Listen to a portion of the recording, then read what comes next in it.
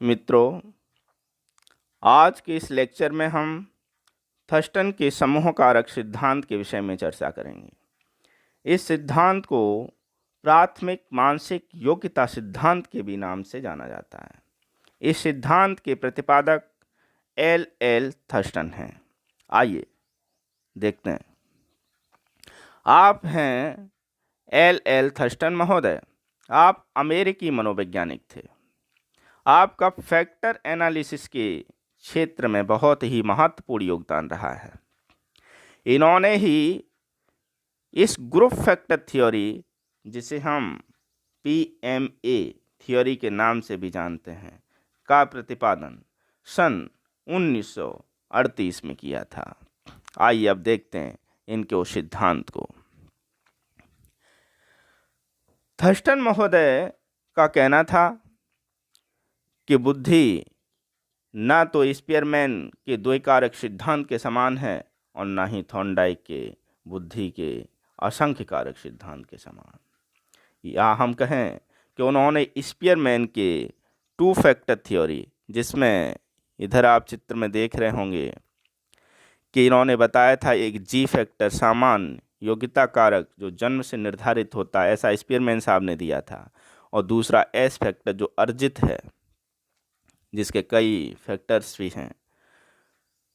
तो इन्होंने ये दो कारक दिए। तो थर्स्टन महोदय का कहना ये था कि बुद्धि केवल इन दो कारकों से मिलकर नहीं बना होता है। फिर हम बात करें थॉर्नडाइक महोदय की, तो थॉर्नडाइक महोदय ने कहा था कि बुद्धि असंख्य कारकों से मिलकर बना हुआ है और असंख्य कारक अणुओं की भांति संरचना बनाते हैं। इसीलिए इस सिद्धांत को आपने वहाँ पर आणविक सिद्धांत नाम भी दिया था। तो इस प्रकार थर्स्टन महोदय ने दोनों सिद्धांतों की समीक्षा की और समीक्षा के बाद उन्होंने कारक विश्लेषण तकनीक का प्रयोग किया। यानी उन्होंने सारे फैक्टर्स का एनालिसिस किया और एनालिसिस के बाद इस तथ्य को उन्होंने सिद्ध किया, या कहें कि उन्होंने इस चीज पर अपनी सहमति बनाई कि बुद्धि वास्तव में ना ही जी और एस फैक्टर जो स्पीयरमैन साहब ने दिया था यहाँ पर, और ना ही असंख्य कारकों जो थॉर्नडाइक ने दिया था, से निर्माण हुआ है, वरन बुद्धि में कुछ मानसिक योग्यताएं मिलकर अलग अलग समूह बना लेती हैं, ग्रुप बना लेती हैं। जिस प्रकार से इसमें बीच वाले चित्र में देखेंगे, यहाँ W तो word fluency ability, S for spatial ability, verbal meaning ability, numerical ability, reasoning ability, memory ability. तो ये एबिलिटीज के कुछ समूह हैं। तो यहाँ पर उनका कहना ये था कि कुछ मानसिक योग्यताएं मिलकर समूहों का निर्माण कर लेते हैं। इस प्रकार बुद्धि का निर्माण इन समूहों से ही होता है, ना ही वो दो कारकों से मिलकर बनी हुई है, ना ही असंख्य कारकों से। इस प्रकार थर्स्टन का यह समूह कारक सिद्धांत दोनों ही सिद्धांतों का मध्यवर्ती सिद्धांत है। इसीलिए इन दोनों के मध्यवर्ती सिद्धांत के नाम से ये मशहूर है।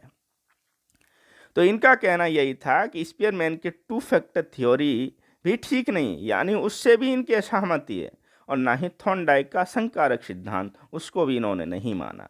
तो फिर इन्होंने कहा क्या, इनके अनुसार बुद्धि न तो मुख्य रूप से सामान्य कारक से निर्धारित होती है, जैसा कि यहाँ पर कहा गया स्पीयरमैन ने, और ना ही असंख्य सूक्ष्म विशिष्ट तत्वों से मिलकर बनी हुई है, जैसा कि थॉर्नडाइक कहते हैं, वरन कुछ प्राथमिक कारकों से मिलकर बनी हुई है। यहाँ प्राथमिक कारक आप देखेंगे, ये जो हमने अभी इंडिकेट किया, W, V, N, S, ये सभी प्राथमिक कारक हैं, इनसे मिलकर बनी हुई होती है।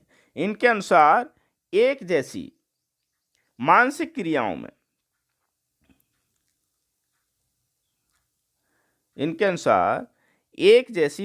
क्रियाओं में कोई एक प्राथमिक कारक उभयनिष्ठ होता है। तो यहाँ पर आप देखेंगे कि ये इन्होंने ग्रुप का नाम दिया है, लेकिन इस ग्रुप में इससे जुड़ी हुई और भी एबिलिटी शामिल हैं, जिसको हम आगे समझते हैं। जैसे कि ये सारे ग्रुप्स हैं, यहाँ पर ये ग्रुप की संख्या आप यहाँ देख रहे होंगे, 1, 2, 3, 4, 5, 6 आपको दिखाई दे रही है। हालांकि इन्होंने 7 PMA दिया था, जो मौलिक रूप से 6 ही था, बाद में 1 जोड़ा गया था, तो वर्तमान में इनकी संख्या 7 है। तो इसमें इनका कहना ये था इनका कहना ये था कि ये 7 PMA मीन्स 7 प्राथमिक योग्यताएं। तो इनके अनुसार ये था कि एक जैसी मानसिक क्रियाओं में कोई एक प्राथमिक कारक उभयनिष्ठ होता है जो उन सभी क्रियाओं को समाकलित कर देता है, यानी ग्रुप बना देता है उन सारी क्रियाओं का जो इससे जुड़ी हुई हैं, और यह प्राथमिक कारक उन क्रियाओं को दूसरी अन्य मानसिक क्रियाओं से अलग भी करता है, जिससे स्वतंत्र मानसिक क्रियाओं के कुछ समूह बन जाते हैं। इनका कहना यह था, जैसे कि इस चित्र में आप देखेंगे तो यहाँ पर ये वर्बल मीनिंग एबिलिटी यानी ये प्राथमिक उभयनिष्ठ कारक हुआ, तो इससे जुड़ी हुई जो अन्य एबिलिटीज होंगी जैसे विभेदीकरण की योग्यता, समानता की योग्यता, पठन की योग्यता, अवबोध की योग्यता, कुछ और भी आप इसमें शामिल कर सकते हैं। तो इन सारी एबिलिटीज को समाकलित करके, या फिर ये कहें कि इन सारी एबिलिटीज को रिप्रेजेंट करने वाली एबिलिटी को हमने यहाँ नाम दे दिया वर्बल मीनिंग एबिलिटी। इस एबिलिटी में ही इन सारी एबिलिटीज के जो गुण हैं, विशेषताएं हैं, वो शामिल हैं। इस प्रकार से ये वर्बल मीनिंग एबिलिटीज का एक ग्रुप बन गया, जिससे जुड़ी हुई जो अन्य सब एबिलिटीज हैं उनके गुण भी इसी में शामिल हैं, और ये इस प्रकार से एक ग्रुप बना यहाँ पे, ग्रुप फैक्टर। और इसी प्रकार से थर्स्टन महोदय ने यहाँ पर मौलिक रूप से 6 ग्रुप निर्धारित किए। तो वहाँ पर एक W नाम से लिखा हुआ है, एक S नाम से लिखा हुआ है, VNSR। यही ग्रुप थे जिनको यहाँ पर प्राथमिक कारक जो कहा गया है, प्राथमिक उभयनिष्ठ कारक या कहें मानसिक योग्यता समूह, वो यही 6 कारक थे जिनका निर्धारण फैक्टर एनालिसिस मेथड के द्वारा थर्स्टन महोदय ने किया था। तो मूलतः इनकी संख्या उन्होंने ये 6 बताई थी जो आपके सामने लिखा हुआ है। तो इस प्रकार से अपने इस सिद्धांत में उनका कहना ये रहा कि इसमें जो जी कारक स्पीयरमैन साहब कह रहे थे वो भी रिजेक्ट होता है, दूसरी जहाँ असंख्य कारक की बात हो रही थी वो भी रिजेक्ट होता है। मीन्स स्पीयरमैन और थॉर्नडाइक दोनों की यहाँ पर आलोचना होती है। अब इनका कहना यह था कि इन समस्त कारकों का जब विश्लेषण किया जाए, फैक्टर एनालिसिस किया जाए, तो उन्होंने कहा कि केवल 6 ही एबिलिटीज के समूह बनाए जा सकते हैं, जो आपके सामने इस समय चित्र में दिखाई दे रहे हैं। हालांकि बाद में संशोधन किया इन्होंने और एक और इसमें एबिलिटी का ग्रुप जोड़ा, उसका नाम है परसेप्चुअल स्पीड एबिलिटी, प्रत्यक्षात्मक गति क्षमता। यहाँ पर एक बात और आपको बता दें, तथ्य मूलतः इनकी संख्या 6 थी जो आप चित्र में देख रहे हैं, बाद में संख्या बढ़ा के इन्होंने 7 कर दी। एक और तथ्य वो इस प्रकार से कि इनके एक सहयोगी केली नाम के मनोवैज्ञानिक हुए, केली, इन्होंने भी बुद्धि के निर्माण में मानसिक योग्यताओं के समूह की बात की थी, जिस प्रकार से थर्स्टन महोदय करते हैं। लेकिन याद रखना है कि बुद्धि के निर्माण में थर्स्टन महोदय ने जहां 7 PMA की बात की है, वहीं केली ने 9 मानसिक योग्यताओं का यानी 9, जहां ये 7 की बात करते हैं वहां केली ने 9 मानसिक योग्यताओं का उल्लेख किया है। आगे थर्स्टन महोदय कहते हैं कि ये सभी प्रधान कारक यानी ये सारे के सारे जो आप एबिलिटी के समूह के रूप में देख रहे हैं, ये ग्रुप बनाते हैं तथा इस सारे के सारे ग्रुप एक दूसरे से पूरी तरह से, हम ये कहें कि उसमें नाम मात्र का भी सहसंबंध नहीं होता है, ऐसा थर्स्टन महोदय मानते हैं कि सारे ग्रुप एक दूसरे से पूरी तरह स्वतंत्र हैं, इनमें कोई कोरिलेशन नहीं होता है। हालांकि बाद में इनके इस सिद्धांत की आलोचना भी इसी आधार पर हुई है कि सारी की सारी एबिलिटी एकदम असह संबंधित, ये कहें कि बिल्कुल भी जीरो कोरिलेशन नहीं होता, ऐसा नहीं है, क्योंकि इसी चीज़ के आधार पर अन्य मनोवैज्ञानिकों ने इसका विरोध किया है।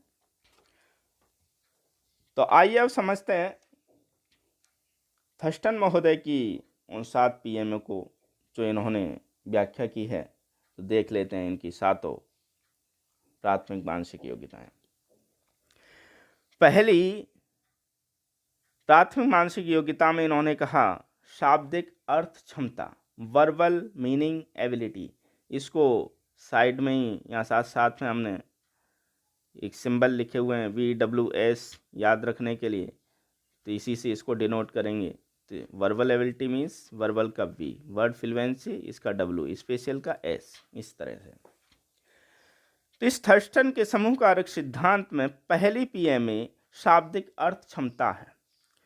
इसका अर्थ यह हुआ कि शब्दों और वाक्यों के अर्थ समझने की क्षमता व्यक्ति में कितनी है।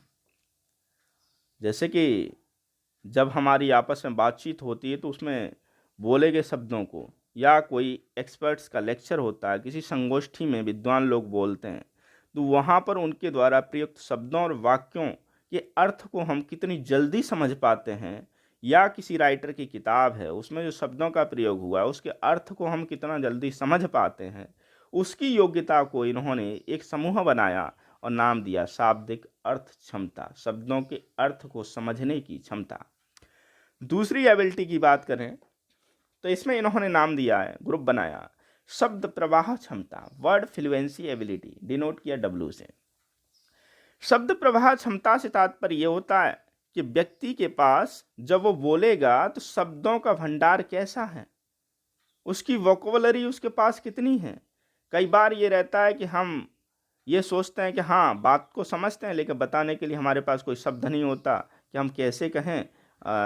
नॉलेज तो है लेकिन उसको शब्दों की कमी की वजह से हम उसको नहीं बोल पाते, या फिर हम ये कहें कि बोलते बोलते बीच में रुक जाना कि अब इसको कैसे रिप्रेजेंट करना है। मीन्स एलेबोरेशन की जो क्षमता थी, शब्दों का प्रवाह कंटिन्यू, चाहे वो भाषण की योग्यता हो कि शब्दों को तोड़ मरोड़ के बोलना।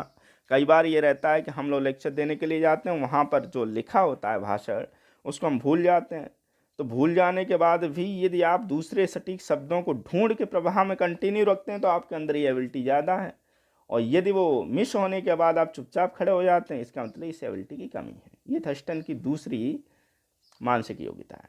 अब देखते हैं तीसरी मानसिक योग्यता की बात करें तो थर्स्टन महोदय ने जो ग्रुप बनाया था उसका नाम है देशिक या स्थान संबंधी क्षमता, स्पेशियल एबिलिटी। स्पेशियल एबिलिटी से अभिप्राय यह है कि दिए गए स्थान में काल्पनिक रूप से वस्तुओं का परिचालन। जैसे कि मान लीजिए हमको अपने घर में कोई नया कमरा है, अलमारियां खूब हैं और पहली बार उसमें सामान का अरेंजमेंट करना है, तो हम कौन सा सामान कहाँ रखें तो बेटर होगा, ऐसा हम काल्पनिक रूप से भी सोच सकते हैं। रखने से पूर्व ही हमने एक इमेज बना ली कि हमारे कमरे में कहाँ कहाँ कौन कौन सी जगह है और किस जगह पर कौन सा सामान ठीक रहेगा। या फिर सीधे सीधे एग्जाम्पल आप ये भी समझ सकते हैं कि किचन है, अब किचन में कौन सा सामान कहाँ रखा जाए, तो रसोई में मसाला कहाँ, बाकी चीज़ें कहाँ रखी जाएंगी। तो आप उसको सजाने से पहले ही, उसको भरने से पहले ही उस सारे स्पेस के बारे में सोच लेंगे कि कौन सा स्थान किसके लिए सूटेबल है। तो हम इसको इस प्रकार एग्जाम्पल से भी समझ सकते हैं कि स्थान संबंधी क्षमता उसके अंदर कितनी है। नेक्स्ट की बात करें तो इन्होंने चौथी एबिलिटी का जो समूह दिया था उसका नाम था आंकिक क्षमता, न्यूमेरिकल एबिलिटी, डिनोट किया N से। आंकिक क्षमता की जब बात होगी तो इसका मतलब है गणितीय कैलकुलेशन, जोड़ घटाना गुणा भाग, इस प्रकार से। इसमें कितनी एक्यूरेसी है और कितनी स्पीड से न्यूमेरिकल एबिलिटीज है उसमें, या कितनी जल्दी से वो कैलकुलेशन करता है, इस एबिलिटी को उन्होंने नाम दिया न्यूमेरिकल एबिलिटी। अगली एबिलिटी की बात करें तो इन्होंने ग्रुप बनाया तर्क क्षमता, रीजनिंग एबिलिटी, डिनोट किया R से। तो यहाँ इस रीजनिंग एबिलिटी से है तर्क करने की क्षमता। जैसे कि रीजनिंग के कुछ सवाल आते हैं एग्जाम में, उसमें वर्बल रीजनिंग भी होता है, नॉन वर्बल भी होता है। तो वर्बल रीजनिंग में वाक्यों के कुछ समूह दिए होते हैं, जैसे स्टेटमेंट दिए हुए हैं, उन स्टेटमेंट्स के आधार पर निष्कर्ष निकालना होता है। कुछ अक्षरों के समूह दिए होते हैं, तो उन अक्षरों के समूह में एक अक्षर मिस है, उसको निकालना होता है। कई बार ये रहता है कि आपको कई सारे चित्र दिए होते हैं और चित्रों के आधार पर कुछ चेंज होगा। जैसे यहाँ पर 2 कोने में अगला बनाया तो इसमें 3 कोने पे पॉइंट हो सकता है, फिर अगला बनाएंगे तो कितने कोने पे होगा। यदि पहले वाले में 1 था, 2 था, 3 था तो इसमें कितना होगा। तो ये छोटे लेवल का है। यदि हाई लेवल की बात करेंगे तो इसमें कई सारे पॉइंट्स, इसका डिजाइन, स्ट्रक्चर इत्यादि के आधार पर भी हम रीजनिंग के आधार पर पता लगाते हैं कि कौन सा लॉजिकल सीक्वेंस चल रहा है। उस सीक्वेंस के आधार पर अगले की हम कल्पना कर सकते हैं, उसका अनुमान लगा सकते हैं। तो जितने भी रीजनिंग बेस्ड हैं, यानी खोज करने की जो क्षमता है, अक्षरों में, समूहों में, चित्रों में जो नियम बन गया, एक पैटर्न बन गया, उस पैटर्न को समझने की जो क्षमता है, वही रीजनिंग एबिलिटी है। अगले की बात करें तो इन्होंने नाम दिया स्मृति क्षमता, मेमोरी पावर, डिनोट किया इन्होंने एम से। तो किसी भी विषय, घटना, कोई भी चैप्टर, पाठ, उसको हमने पढ़ा तो कितना जल्दी हमको वो याद हो सकता है, याद के साथ साथ वो कितना टिकाऊ है। तो हम किसी भी चीज़ को देखने के बाद कितना जल्दी उसको सीख जाते हैं, याद कर लेते हैं, और कितने समय तक वो टिकाऊ रहता है। इस एबिलिटी की जिसमें ज़्यादा क्षमता होगी उसको हम कहेंगे कि उसमें स्मृति क्षमता ज़्यादा है। तो थर्स्टन महोदय ने 6वीं कैटेगरी में उसी को रखा है जो याद करने से संबंधित है। और आप देखते हैं उनकी लास्ट 7वीं मानसिक योग्यता। तो उन्होंने 7th में लास्ट में जो जोड़ा था उसका नाम था प्रत्यक्षात्मक गति क्षमता, परसेप्चुअल स्पीड एबिलिटी। इसका मतलब यह हुआ किसी घटना या परिस्थिति का तेजी से प्रत्यक्षीकरण करने की क्षमता। जैसे कि पहली बार ही यदि हमने किसी घटना को, किसी सिचुएशन को देखा और देखने के तुरंत बाद हम उसके बारे में बढ़िया से समझ गए, कौन कौन से फैक्टर उसमें जिम्मेदार थे, उसमें कौन कौन लोग थे, उसका आधार क्या था, क्यों ऐसा किया गया, इसकी क्या उपयोगिता है, मीन्स ओवरऑल प्रत्यक्षीकरण, हमारी एक अवधारणा उसके बारे में बन गई। तो इसको हम कहेंगे कितना जल्दी से हम समझ पाते हैं किसी भी घटना को, परिस्थिति को, हमारा प्रत्यक्षीकरण उसके प्रति कैसा, उसकी स्पीड कैसी है। इस एबिलिटी को उन्होंने 7वीं मानसिक योग्यता के रूप में स्वीकार किया। इस प्रकार से हम देखते हैं कि थर्स्टन ने अपने सिद्धांत में इन्हीं 7 मानसिक योग्यताओं के आधार पर बुद्धि की व्याख्या की है। और इन्होंने कहा कि सातों की सातों प्राथमिक मानसिक योग्यताएं एक दूसरे से स्वतंत्र हैं, इनमें आपस में कोई सहसंबंध नहीं पाया जाता है। आइए अब हम इस सिद्धांत की कुछ महत्ता, उपयोगिता के विषय में जान लें। थर्स्टन के समूह कारक सिद्धांत की यदि हम समीक्षा करें तो ये सिद्धांत निश्चित तौर पर हमारे लिए कुछ दिशा निर्देशन करता है, महत्वपूर्ण है, इसकी उपयोगिता है। पहली उपयोगिता यदि हम सोचें तो इसकी यह है कि आयु समूहों के अनुसार बुद्धि योग्यताओं का वर्णन करता है, ऐसा ये पहला बुद्धि का सिद्धांत है। इस सिद्धांत में उम्र के हिसाब से योग्यताओं का निर्धारण किया गया है कि किस उम्र में कौन सी योग्यता का विकास होता है। जैसे 7 PMA में कौन सी योग्यताएं किस उम्र में डेवलप हो जाती हैं। तो इन्होंने कहा 3 से 7 साल की उम्र में verbal meaning ability, numerical ability, memory, spatial ability और ये लास्ट वाली परसेप्चुअल एबिलिटी का विकास होता है।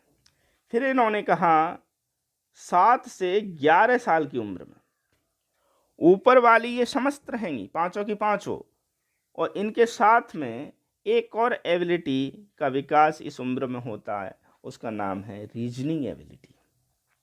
और तीसरा इन्होंने उम्र के आधार पर ग्रुप बनाया 11 से 17 साल, और इसमें इन्होंने कहा उपयुक्त 6 और जो लास्ट बचा हुआ है उसका भी डेवलपमेंट इस उम्र में हो जाता है, W, वर्ड फ्लुएंसी एबिलिटी।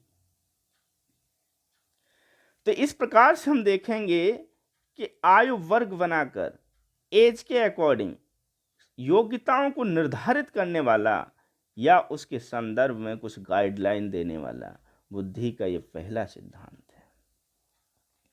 दूसरे महत्व की बात करें तो इस सिद्धांत की महत्ता इसलिए है क्योंकि इसका शैक्षिक एवं व्यावसायिक निर्देशन में बहुत ही महत्वपूर्ण योगदान है।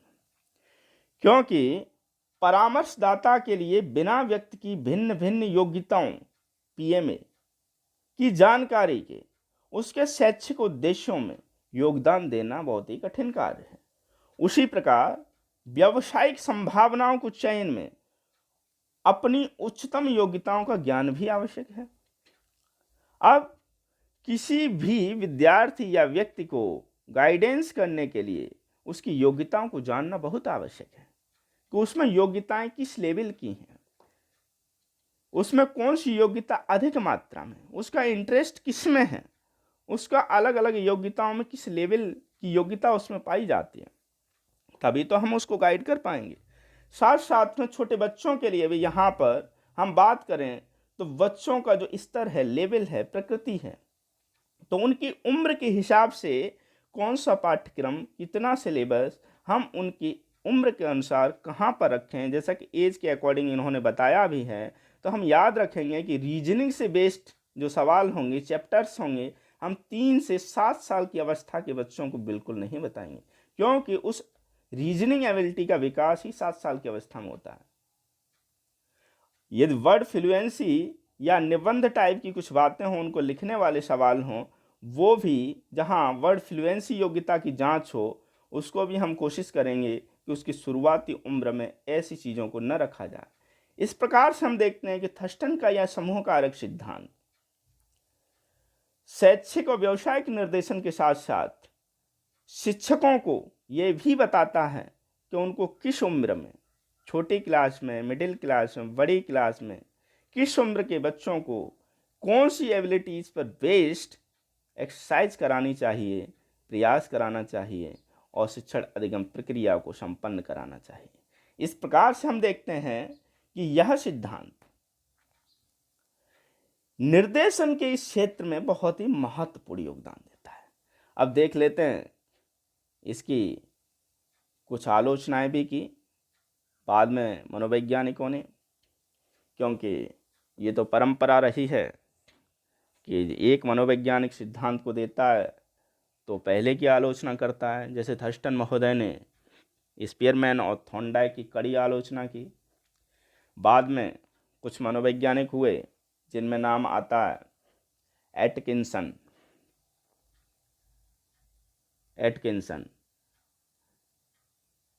एटकिंसन 2 बार है क्योंकि दोनों टाइटल समान है। तो एटकिंसन एवं हिलगार्ड,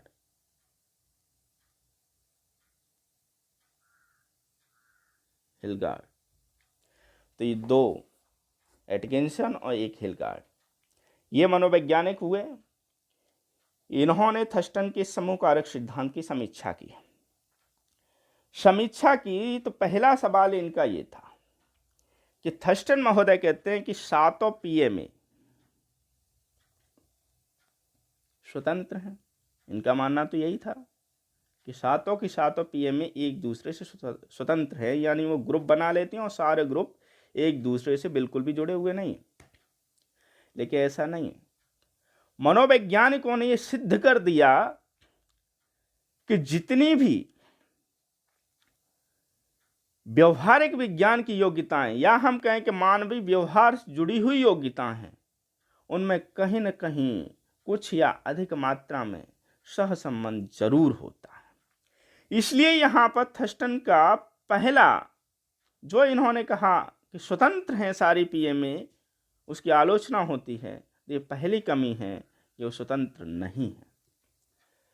अब जब स्वतंत्र नहीं है तो थर्स्टन महोदय कहते हैं कि स्पीयरमैन का जी कारक जिसको उन्होंने रिजेक्ट किया था तो स्वतंत्र नहीं है। इसका मतलब है कि जी कारक, सामान्य योग्यता कारक, जो इन्होंने रिजेक्ट किया था वो है, क्योंकि जब इन दोनों एबिलिटीज में ये बीच का हिस्सा, इनका कहना ये था दोनों अलग अलग हैं, जब ये दोनों अलग अलग हैं, इसका मतलब यह हुआ कि दोनों में कोई सहसंबंध नहीं है, ऐसा थर्स्टन साहब मानते। लेकिन अब सिद्ध हो गया कि दोनों में सहसंबंध है।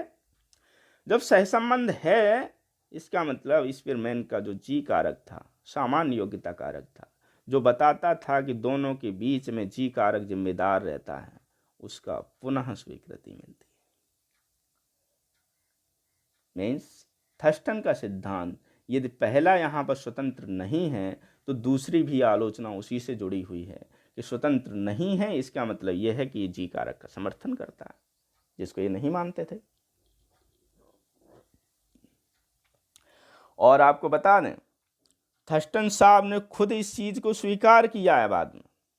उन्होंने कहा हाँ, जो मानसिक योग्यताएं हैं 7 में, उनमें भी परस्पर सहसंबंध पाया जाता है। ये थर्स्टन महोदय ने बाद में स्वीकार भी कर लिया है।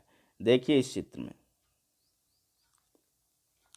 ये थर्स्टन महोदय ने खुद ही इस चीज को स्वीकार किया है और उन्होंने इसको खुद ही बनाया है, कोरिलेशन को फाइंड आउट किया है।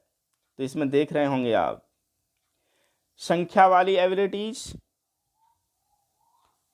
और शब्द प्रवाह दोनों के बीच का कोरिलेशन यहाँ लिखा हुआ है 0.46। संख्या और शाब्दिक का देखें तो 0.38 यहाँ पे लिखा हुआ है। शाब्दिक और शब्द का देखेंगे तो ये कोरिलेशन है। इस प्रकार से आप देख रहे होंगे कि सभी में, सारी मानसिक योग्यताओं में यहाँ कोरिलेशन दिखाई दे रहा है आपको, और ये थर्स्टन महोदय ने खुद ही बनाया है। अब इन्होंने जो पहले बात कही थी कि सारी मानसिक योग्यताएं स्वतंत्र हैं, उस चीज का इन्होंने खुद ही यहां पर रिजेक्शन किया, अस्वीकार किया। लेकिन मनोवैज्ञानिक होते हैं, वो अपनी बात को मानते कहाँ हैं। विद्वान लोग तो अपनी बात को हमेशा सिद्ध करना चाहते हैं ना। तो फिर क्या हुआ, थर्स्टन महोदय ने कहा कि हाँ, इनमें परस्पर सहसंबंध है, यानी जी कारक है, इतना तो हम मान लेते हैं। लेकिन जो स्पीयरमैन साहब ने कहा था वो जी कारक नहीं है, क्योंकि स्पीयरमैन साहब जिस जी की बात करते थे वो जन्मजात था, वो जन्म से ही निश्चित था, स्पीयरमैन साहब का जी फैक्टर। तो इनका कहना यह था कि जो उनका जी कारक था वो फर्स्ट ऑर्डर जी फैक्टर था, लेकिन हमारे सिद्धांत में ये सेकंड ऑर्डर जी फैक्टर कार्य करता है, फर्स्ट ऑर्डर जी फैक्टर कार्य नहीं करता है।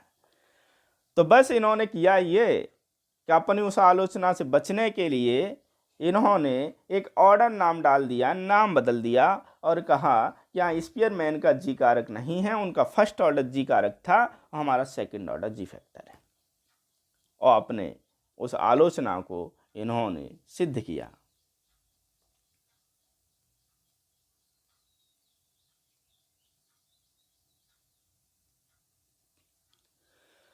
यही पूरा का पूरा उन्होंने निकाला है, यहाँ पे आप देख भी सकते हैं ये पूरा।